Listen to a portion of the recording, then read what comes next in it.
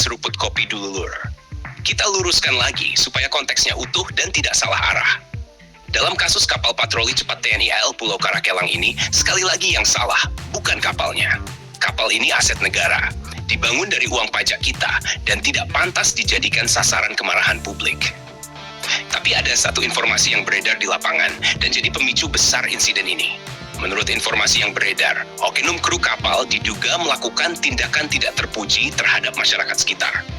Dugaan inilah yang kemudian memicu ketegangan hingga berujung pada tindakan pemutusan tali sandar kapal oleh warga.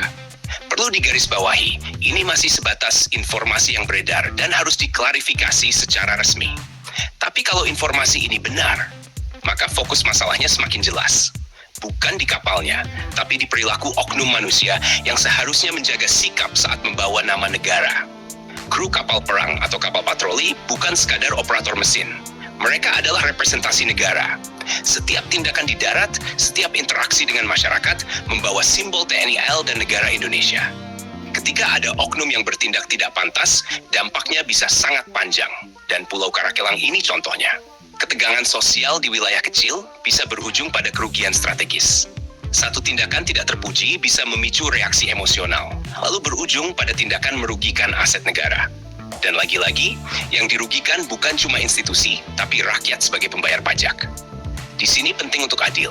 Kalau memang ada oknum kru yang melanggar etika, oknumnya yang harus diproses dan ditindak, bukan kapalnya. Kapal tidak punya moral, tidak punya niat, tidak punya pilihan. Kapal hanya alat. Tapi di sisi lain, tindakan masyarakat yang memutus tali sandar kapal negara juga tidak bisa dibenarkan. Dua hal bisa salah dalam satu kejadian. Konflik di darat tidak boleh dibayar dengan merusak aset negara di laut. Makanya evaluasi harus menyeluruh. Dari perilaku personel, disiplin kru, pendekatan ke masyarakat, sampai prosedur pengamanan kapal saat sandar di wilayah sipil. Jangan ada pembelaan buta, tapi juga jangan ada penghakiman membabi buta. Yang jelas, menyalahkan kapal adalah logika paling keliru. Karena setiap kerusakan kapal berarti anggaran perbaikan, waktu operasi yang hilang, dan pengawasan laut yang berkurang. Ujungnya tetap satu, rakyat yang menanggung. Kasus Pulau Karakelang ini harus jadi pelajaran keras. Aset negara harus dijaga, perilaku personel harus dikontrol, dan konflik sosial sekecil apapun jangan sampai berubah jadi kerugian strategis. Jadi kesimpulannya jelas. Kalau ada oknum kru yang bertindak tidak terpuji, tindak oknumnya. Kalau ada masyarakat yang merusak aset negara, proses sesuai hukum. Tapi jangan pernah salahkan kapalnya.